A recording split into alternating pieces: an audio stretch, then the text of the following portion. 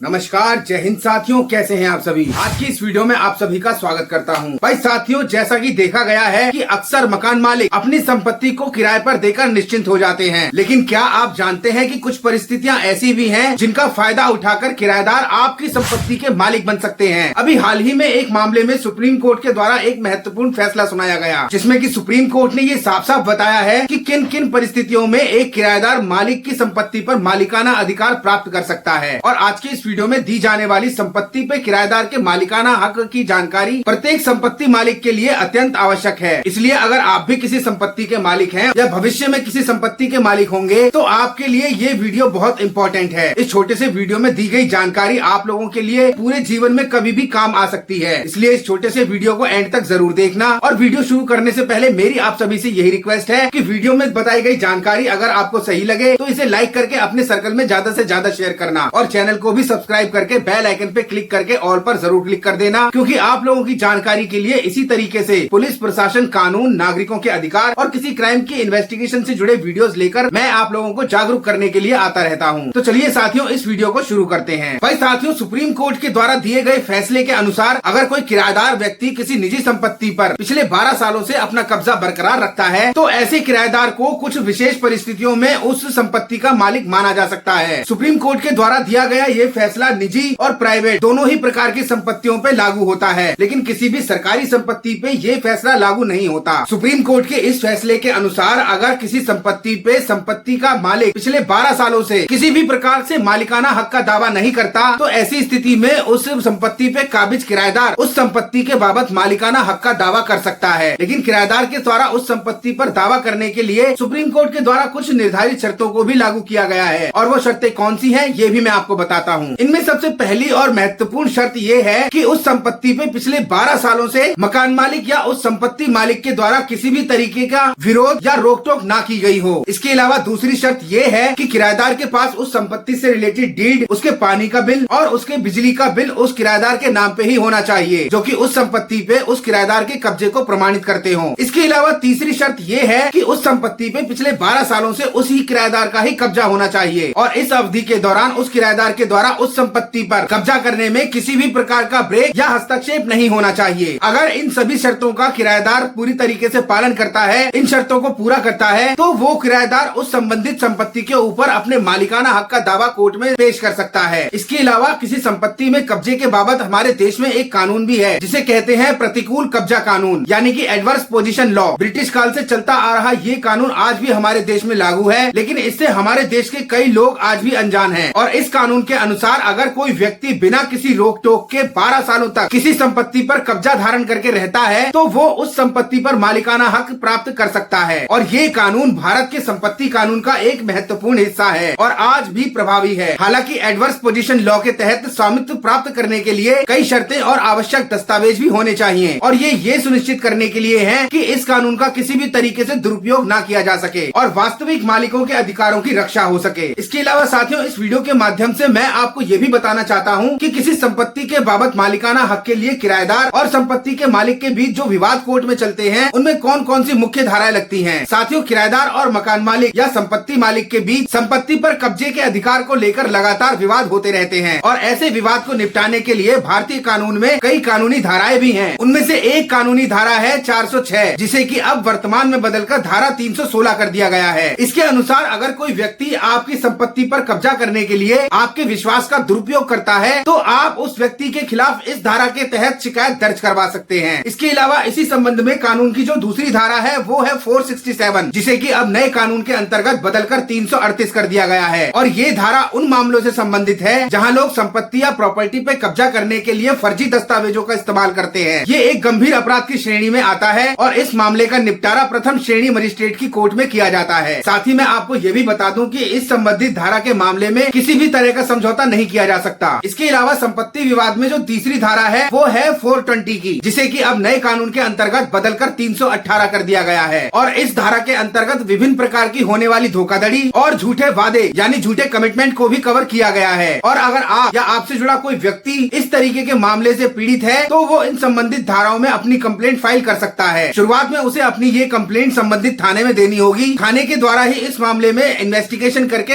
FIR दर्ज कर दी जाएगी। लेकिन अगर किसी थाने थाने के द्वारा FIR दर्ज नहीं की जाती तो आप अपने इस मामले में किसी वकील साहब को अपॉइंट करके डायरेक्ट कोर्ट के थ्रू भी इस मामले में FIR दर्ज करवाने के लिए एप्लीकेशन फाइल कर सकते हो। और साथियों, इस वीडियो में अब मैं आपको बताता हूँ कि प्रत्येक संपत्ति मालिक या मकान मालिक को किन बातों का विशेष ध्यान रखना चाहिए ताकि उनकी संपत्ति पर कोई किराएदार कब्जा न कर ले। और इन बातों को जानना प्रत्येक संपत्ति मालिक के लिए बहुत ही आवश्यक है। सबसे पहले तो नियमित रूप से अपनी संपत्ति की जांच करें और अपने किराएदार से लगातार संपर्क बनाए रखें। साथ ही इस बात का भी ध्यान रखें कि जिस संपत्ति को आपने किराएदार को दे रखा है किराए पर, उस किराए से संबंधित किरायानामा या उससे संबंधित अनुबंध भी समय समय पर बनाते रहना चाहिए। और अगर आपके और आपके किराएदार के बीच बना एग्रीमेंट अगर एक्सपायर हो जाए तो समय रहते ही उसको दोबारा से रिन्यू भी करवाएं। किसी भी संपत्ति में अनुबंध तैयार करने के दौरान ये चीज स्पष्ट हो कि उस अनुबंध में संपत्ति का मालिक कौन है और उसमें किराएदार कौन है। इसके अलावा आपको ये भी सुनिश्चित करना चाहिए कि आपकी संपत्ति से संबंधित जो भी आपके पास दस्तावेज हैं वो सभी आपके नाम पे ही होने चाहिए और वो आपके पास ही सुरक्षित होने चाहिए। लेकिन अगर किसी विशेष परिस्थिति में आप अपनी संपत्ति से काफी लंबे समय तक दूर रहते हैं तो किसी विश्वसनीय व्यक्ति या कानूनी सलाहकार से अपनी उस संपत्ति की देखरेख जरूर करवाएं। अब साथियों, इस वीडियो में मैंने आपको बताया कि किन बातों का ध्यान रख के आप अपनी संपत्ति में अपने मालिकाना हक को कायम रख सकते हो और किसी भी तरीके से किराएदार के द्वारा होने वाले कब्जे को रोक सकते हो। समय समय पर कौन कौन से डॉक्यूमेंट जरूरी हैं उनको तैयार करवा सकते हो। अब वीडियो में दी गई ये जानकारी अगर आपको सही लगे तो इसे लाइक करके अपने सर्कल में ज्यादा से ज्यादा शेयर कर देना। साथ ही चैनल को अभी तक सब्सक्राइब नहीं किया तो इसे सब्सक्राइब करके बेल आइकन पे क्लिक करके ऑल पर भी क्लिक कर देना, क्योंकि आप लोगों को जागरूक करने के लिए इसी तरीके से पुलिस प्रशासन, कानून, नागरिकों के अधिकार और किसी क्राइम की इन्वेस्टिगेशन से जुड़े वीडियोस लेकर मैं आता रहता हूं। तो मिलते हैं अगली किसी नई कानूनी जानकारी भरे नए वीडियो में। तब तक आप सभी खुश रहें, सेफ रहें, स्वस्थ रहें। जय हिंद, वंदे मातरम।